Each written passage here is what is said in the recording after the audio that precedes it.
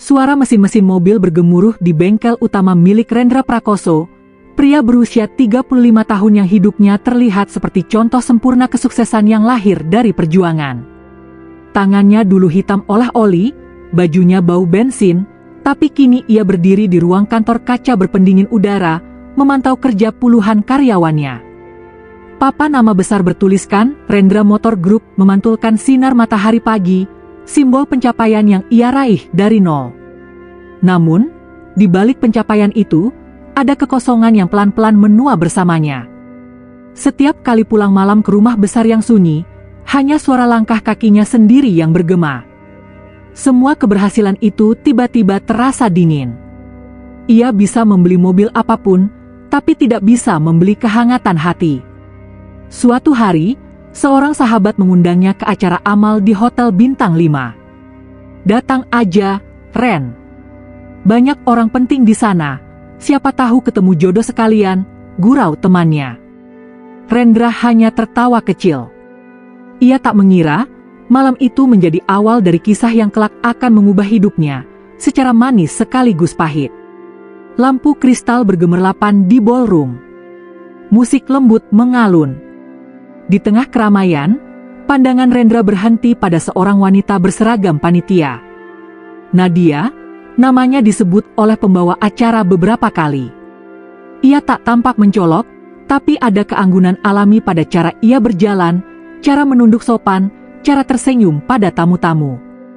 Tatapan mereka bertemu. Sekilas, tapi cukup untuk menyalakan sesuatu di dada Rendra yang sudah lama redup. Perbincangan pertama mereka sederhana, tentang cuaca, tentang acara, tentang donasi. Namun dari cara Nadia menatapnya, seolah ada sesuatu yang lembut tapi penuh keyakinan. "Bapak sangat dermawan, ya," katanya. Rendra tertawa kecil. "Saya hanya berbagi sedikit yang saya punya." "Oh, kalau sedikit seperti ini, saya tak bisa bayangkan kalau Bapak benar-benar memberi banyak," sahut Nadia dengan senyum manis. Ucapan itu terdengar seperti pujian polos, tapi di balik bibirnya yang lembut, Nadia sedang menimbang. Ia menatap jam tangan mahal di pergelangan Rendra, jas rapi yang tampak mahal, dan cara pria itu berbicara dengan penuh percaya diri. Dalam pikirannya berputar cepat, pria mapan, matang, dan tampaknya penyayang. Ini bukan sekadar pertemuan biasa. Malam itu, setelah acara berakhir, Rendra memberanikan diri meminta nomor teleponnya. Nadia memberikannya tanpa ragu, dengan senyum yang menawan. Sejak hari itu, percakapan mereka berlanjut, dari pesan singkat, menjadi makan malam, lalu ke pertemuan keluarga. Sementara itu, di rumah kecil di pinggiran kota, Bu Ratna, ibu Nadia, mendengarkan cerita putrinya dengan mata berkilat. Dia baik, M.A. lembut, sopan, pekerja keras, dan sukses. Bu Ratna meletakkan cangkir tehnya, menatap Nadia tajam. "Nak, kesempatan seperti ini tidak datang 2 kali. Aku tahu kamu perempuan cerdas, tapi hidup kita ini keras. Jangan cuma pikirkan cinta, pikirkan masa depan." Nadia menatap ibunya. "Maksud Mama?" Rendra itu bukan sekadar laki-laki, dia tiket keluar dari hidup susah. Kalau dia mencintaimu, rawat perasaannya. Kalau bisa, nikahi dia secepatnya. Ada keheningan di antara mereka. Hujan mengetuk jendela kecil rumah itu. Nadia memandangi tetesan air yang mengalir di kaca dan berbisik dalam hati, cinta bisa menyusul. Uang harus datang lebih dulu. 2 bulan kemudian, lamaran datang. Rendra melamar dengan cara yang sederhana tapi tulus. Ia bahkan menunduk penuh hormat di hadapan Bu Ratna. "Saya mungkin bukan pria sempurna, Bu, tapi saya berjanji akan membuat Nadia bahagia." Bu Ratna menahan senyum kemenangan. "Tentu, Nak. Yang penting kamu bertanggung jawab." Pernikahan mereka digelar besar-besaran di hotel mewah. Gaun putih Nadia berkilau, tamu-tamu bertepuk tangan, dan Rendra tak henti-hentinya bersyukur. Di altar, ia memegang tangan istrinya erat-erat. Mulai hari ini, aku janji tak akan membiarkan kamu kekurangan apapun. Nadia tersenyum, matanya berkaca-kaca. Namun di balik senyum itu, ada kata lain yang bergema di pikirannya. Aku tak akan kekurangan lagi. Apapun caranya. Hari-hari pertama pernikahan berjalan seperti mimpi. Nadia tampak lembut, rajin memasak, menyiapkan sarapan, bahkan menemani Rendra ke bengkel pusat. Ia tahu cara berbicara dengan sopan pada karyawan dan membuat semua orang menyukainya. Namun lambat laun, kebiasaannya berubah. Ia mulai ikut campur urusan bisnis, bertanya tentang laporan keuangan, memeriksa kontrak kerja, bahkan memberi saran tentang investasi. Awalnya Rendra merasa bangga. Istriku pintar, pikirnya. Padahal Nadia sedang belajar, bukan tentang bisnis, tapi tentang peta harta suaminya. Ia tahu berapa banyak aset tanah yang dimiliki Rendra, berapa mobil yang terdaftar, di mana rekening perusahaan disimpan. Semua ia catat rapi, seperti murid teladan yang sedang menyusun ujian akhir.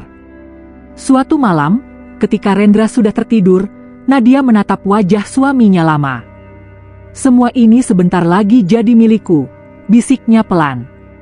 Di rumah sebelah kamar, Bu Ratna tersenyum tipis sambil memandangi dokumen yang baru ia fotokopi diam-diam dari meja kerja Rendra. Dua perempuan itu sudah menyiapkan rencana, rapi, pelan, dan penuh sabar. Mereka hanya menunggu waktu. Sementara Rendra, dengan hati bersih dan penuh cinta, bahkan mulai berpikir untuk menambah nama istrinya di beberapa surat kepemilikan aset. Biar nanti kalau aku kenapa-kenapa, dia gak kesulitan ngurus semua ini, ucapnya pada temannya, Bagas, di kantor. Bagas tertawa. Wah, lo bener-bener bucin ya, Ren. Namanya juga cinta. Gue pengen semua ini jadi milik bersama. Bagas menatapnya dengan senyum licik yang disembunyikan. Ia sudah mengenal Nadia, lebih dekat daripada yang Rendra duga. Sore itu, Nadia mengantar Rendra ke pintu kantor. Ia memeluk suaminya, lalu menatap mobil yang melaju pergi. Begitu mobil menghilang di tikungan, ponselnya bergetar. Nama di layar membuatnya tersenyum. Bagas. Pesannya singkat. Rencana tahap 1 berhasil. Besok malam kita bahas tahap 2. Nadia menatap langit biru di atas rumah mewah itu. Cinta memang buta, gumamnya, tapi aku tidak. Pernikahan mereka belum genap setahun, tapi dari luar terlihat seperti kisah bahagia yang sering jadi inspirasi di majalah keluarga.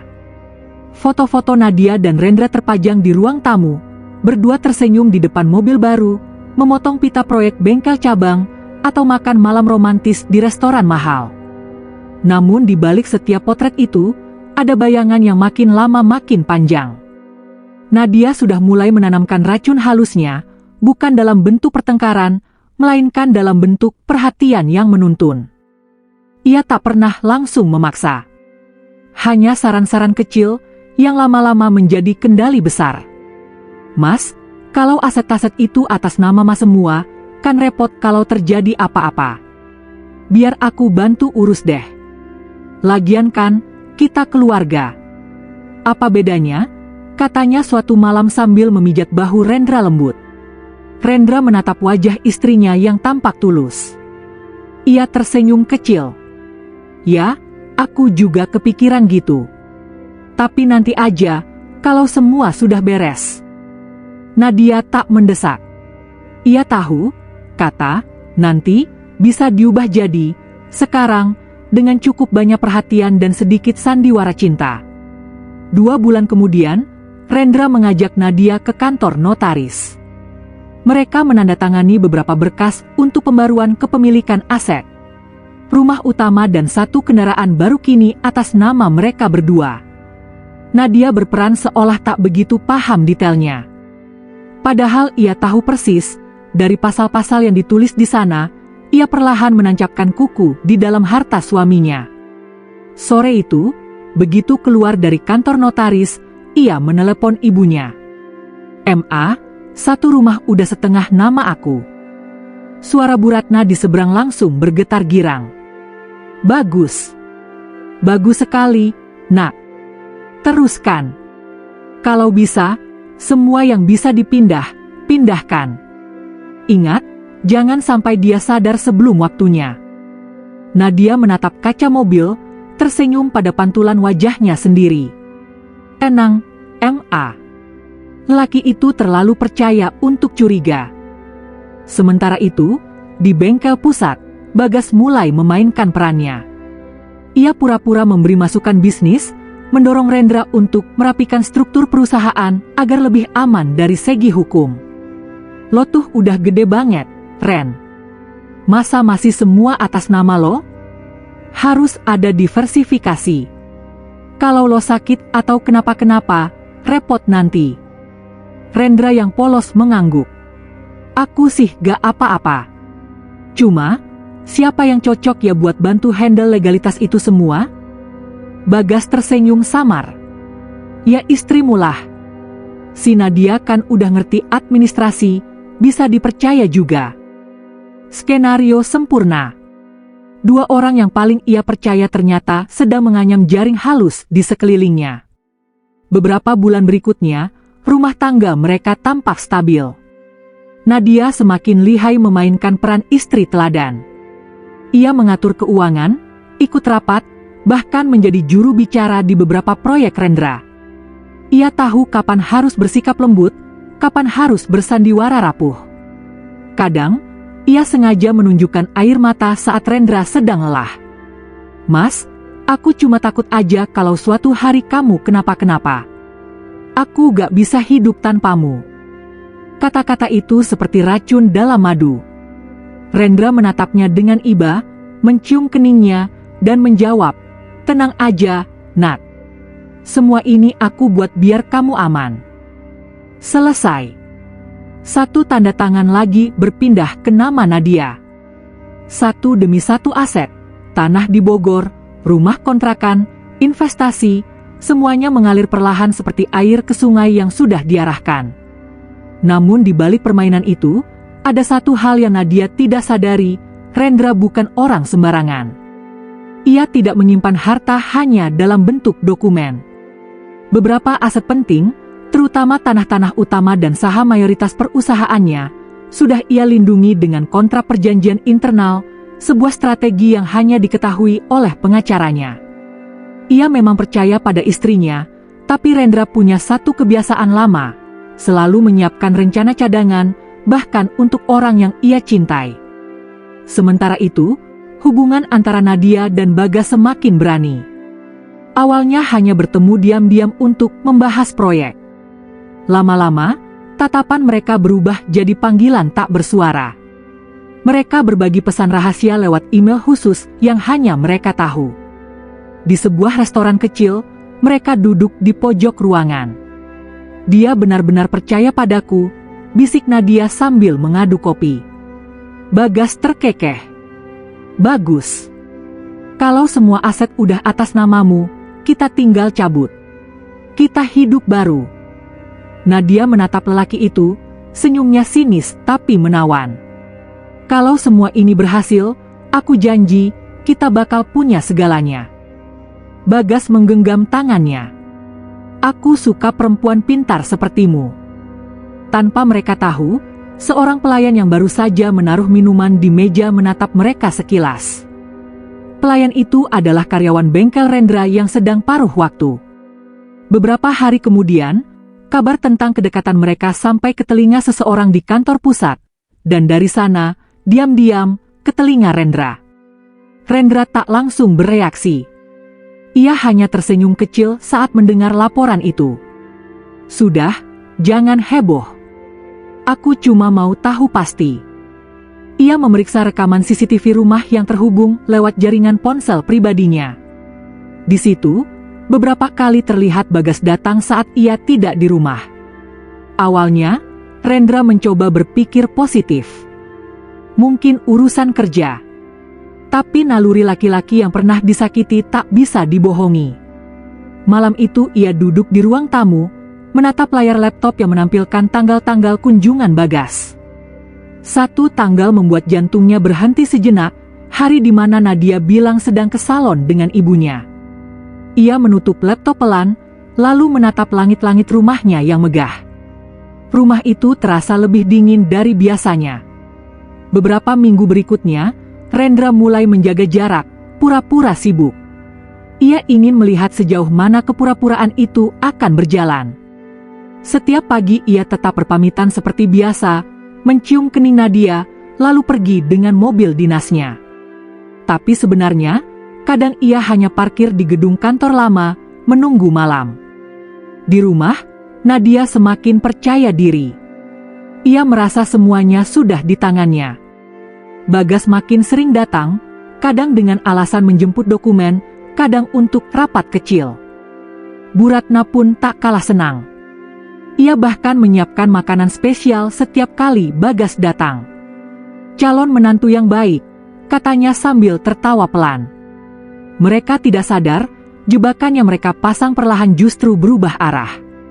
Suatu malam, saat Nadia dan ibunya duduk di ruang keluarga, Bu Ratna bertanya dengan nada penuh perhitungan. Kalau semua aset sudah resmi atas nama kita, apa rencanamu, Nak? Nadia tersenyum. Kita cerai, Ma. Setelah itu, aku akan hidup sama Bagas. Rendra terlalu mudah dikasihani untuk dicintai. Bu Ratna mengangguk puas. Bagus.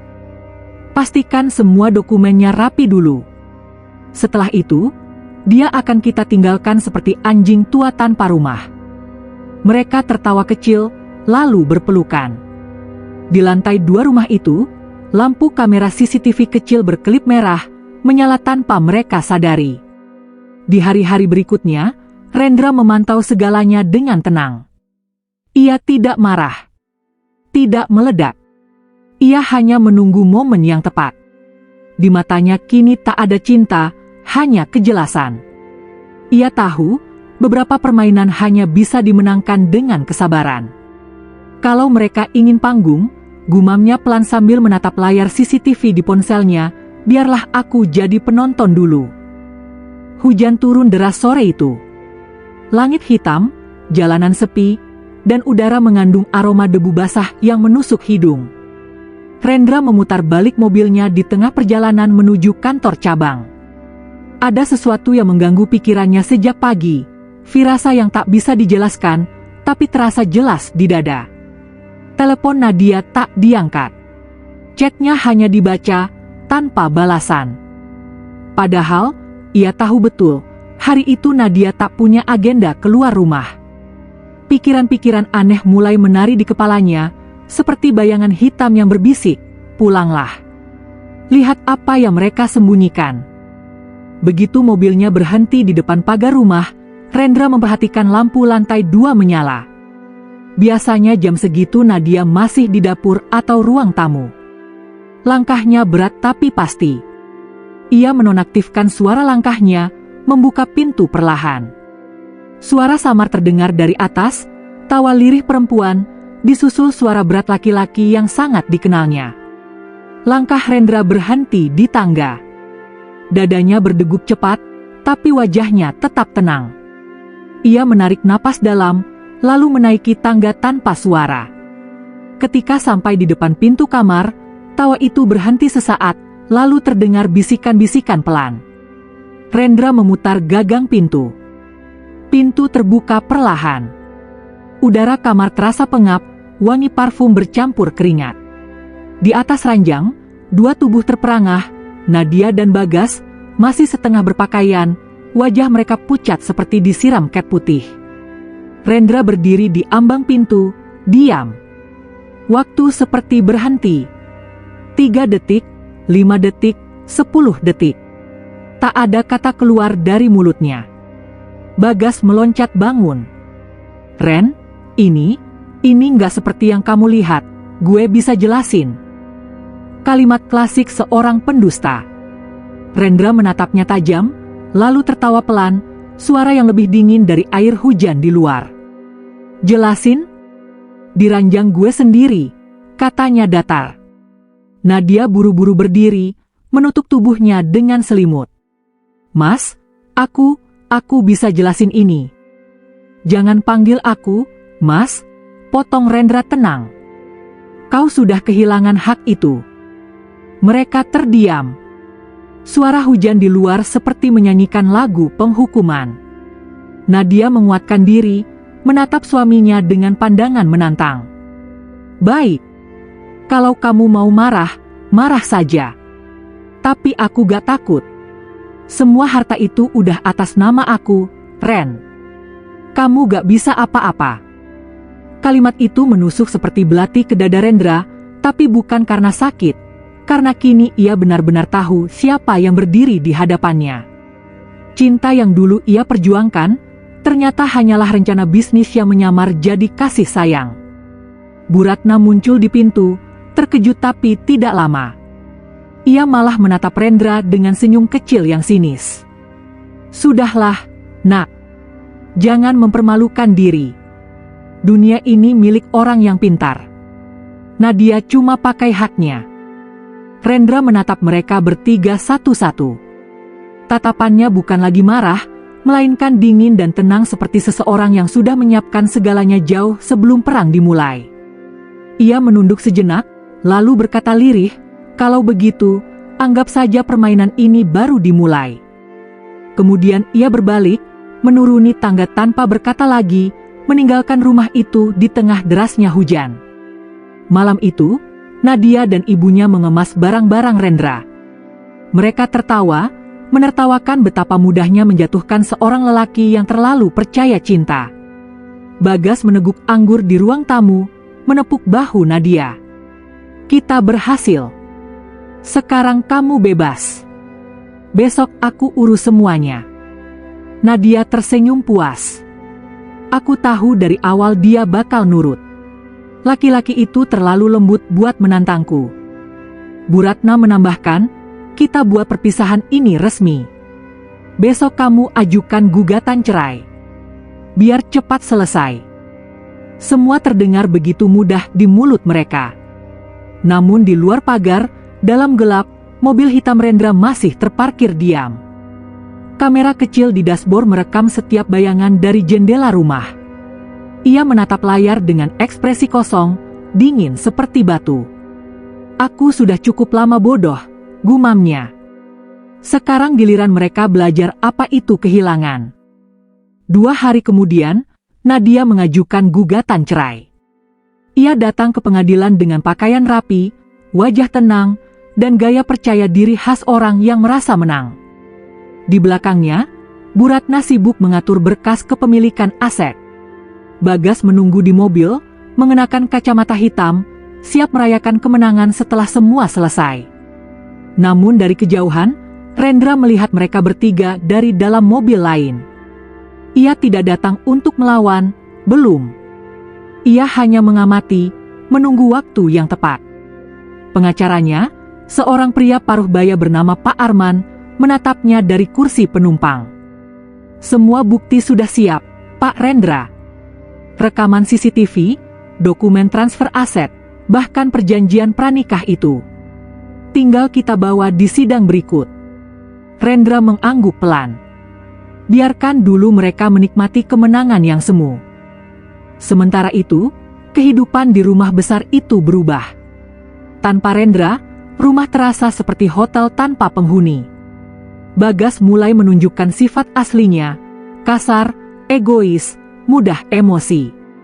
Nadia mulai melihat bahwa kebebasan yang ia perjuangkan terasa lebih hampa daripada yang ia bayangkan. Ia memandangi ruang tamu mewah yang dulu dibangun Rendra dengan penuh cinta. Kini tempat itu dingin, kosong, tak berjiwa. "Dia gak akan bisa balik lagi ke sini," kata Bagas suatu malam. "Karena semuanya udah milik kamu." Nadia mengangguk pelan, tapi ada bayangan samar di pikirannya. Tatapan mata Rendra waktu ia meninggalkan rumah, tenang, tapi berbahaya.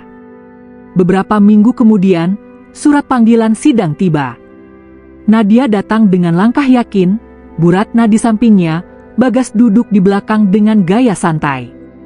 Namun begitu pintu ruang sidang dibuka, mereka dikejutkan oleh pemandangan yang tak mereka duga. Di sisi lain ruangan, duduk Rendra dengan setelan hitam rapi, wajah dingin, dan senyum tipis di bibirnya. Di meja depan, Pak Arman menata map tebal penuh dokumen dan flash disk berisi rekaman. Nadia menelan ludah. Apa ini? Rendra menatapnya lurus. Pertunjukan terakhir dari kebohonganmu. Hakim mengetukkan palu. Sidang dimulai. Ruang sidang hari itu penuh sesak. Udara di dalamnya tebal oleh rasa penasaran.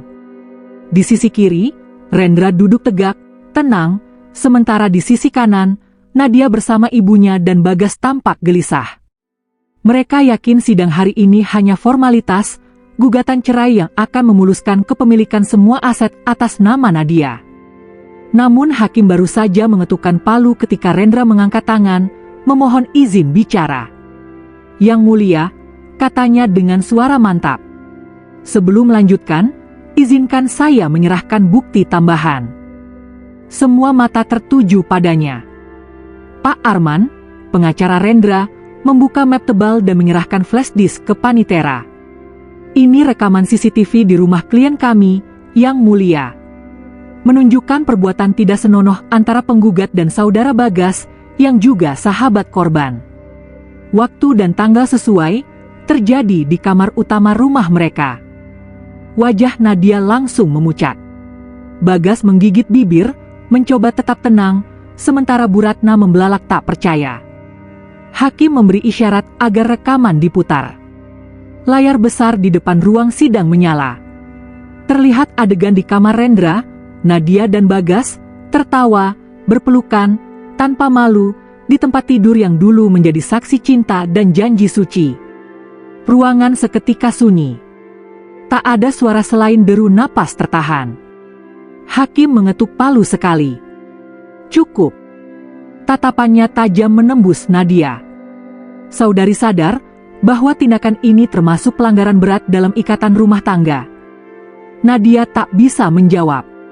Air matanya jatuh, bukan karena penyesalan, tapi karena ketakutan akan kehilangan segalanya.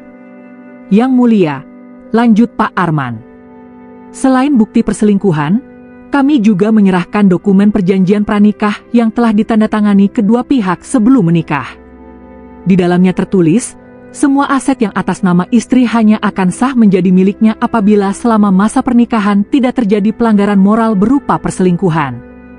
Hakim membuka dokumen, membaca dengan seksama. Jadi, jika terbukti terjadi perselingkuhan, maka seluruh aset kembali menjadi hak saudara Rendra. Benar, Yang Mulia, jawab Pak Arman. Suara gemuruh kecil terdengar di ruang sidang. Nadia menunduk, wajahnya membara antara malu dan panik. Bu Ratna berbisik lirih, ini tidak mungkin, surat itu sudah di tangan kita. Rendra menoleh dengan senyum samar. Kalian lupa satu hal, aku yang membuat salinannya dan mendaftarkannya di notaris sejak hari pertama. Bagas berdiri dari kursi, berusaha menenangkan keadaan. Yang Mulia, semua ini jebakan. Rendra sengaja pasang kamera untuk mempermalukan kami. Hakim menatapnya dingin. Kalaupun itu benar, tetap tidak menghapus kenyataan bahwa perbuatan itu terjadi. Bagas terdiam, menunduk. Nadia kini menangis, tapi tangisnya terdengar seperti air yang mengalir di dinding batu, dingin, tanpa makna. Beberapa jam kemudian, keputusan resmi dibacakan. Sidang memutuskan bahwa 1. Gugatan cerai dikabulkan, pernikahan dinyatakan berakhir. 2. Semua aset, termasuk rumah, kendaraan, rekening, dan saham, kembali menjadi milik Rendra. 3. Tuntutan tambahan terhadap penggugat atas dasar pelanggaran moral dan penipuan keuangan diteruskan untuk proses hukum berikutnya. Hakim mengetukkan palu terakhir kali. Sidang selesai. Rendra berdiri, menunduk hormat, lalu berbalik. Di belakang, Nadia tersungkur di kursinya. Tangannya menggenggam ujung rok, suaranya parau. Mas, aku salah, tolong, jangan ambil semuanya. Rendra berhenti di pintu. Ia menoleh perlahan. Tatapannya tenang, tidak marah, tidak dendam, hanya dingin seperti seseorang yang sudah menutup bab dalam hidupnya. Yang kamu ambil dariku dulu bukan cuma harta, Nadia. Kamu mencuri rasa percaya. Dan yang satu itu tak bisa dikembalikan oleh apapun. Ia keluar dari ruang sidang, meninggalkan ketiganya terpuruk dalam keheningan. Minggu-minggu berikutnya berubah menjadi neraka bagi Nadia dan ibunya. Rumah mewah itu kini terkunci. Semua rekening dibekukan. Mobil disita. Mereka dipaksa keluar, membawa koper seadanya. Bagas, yang semula gagah berjanji akan selalu menemani, justru lenyap keluar kota begitu kabar tuntutan pidana ikut menyeret namanya. Nadia dan Bu Ratna berjalan tanpa arah di pinggir jalan. Hujan turun deras, menyapu riasan dan kebanggaan mereka sekaligus. Bu Ratna menangis keras. Kita nggak punya apa-apa lagi, Nak. Semua habis. Semua karena kamu. Nadia menatap ke depan dengan mata kosong. Aku cuma ingin hidup enak. Aku pikir cinta nggak perlu diperjuangkan kalau uang bisa membeli semuanya. Kalimat itu tenggelam di bawah suara hujan yang seperti menertawakan mereka.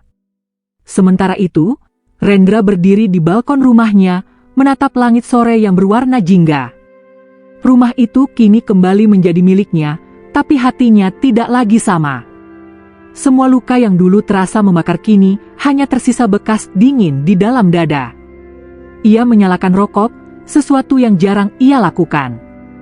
Pak Arman, katanya pelan. Harta bisa kembali. Tapi waktu? Tidak. Pengacaranya mengangguk bijak. Yang penting, Bapak sudah tidak jadi korban.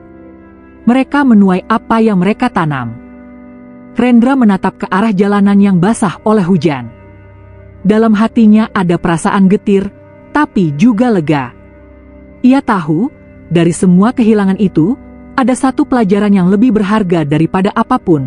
Jangan pernah menyerahkan seluruh cinta kepada seseorang yang hanya mencintai isi dompetmu.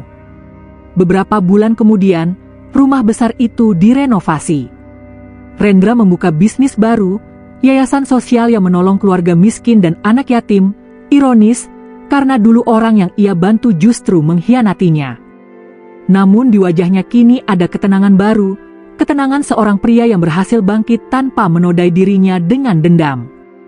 Suatu sore, ia bertemu anak kecil penjual koran yang berlari menabraknya. Bocah itu menunduk ketakutan. Rendra tersenyum, mengusap kepala anak itu, lalu membeli semua korannya. Dalam senyum bocah itu, Rendra melihat secercah masa depan yang tidak lagi bergantung pada cinta palsu, tapi pada ketulusan yang tumbuh dari luka. Langit sore menguning. Angin lembut berhembus membawa aroma damai. Rendra menatap jauh ke cakrawala, mengucap lirih. Terima kasih, Tuhan. Karena akhirnya, aku belajar bahwa kehilangan bukan akhir. Kadang, itu justru awal dari hidup yang sebenarnya.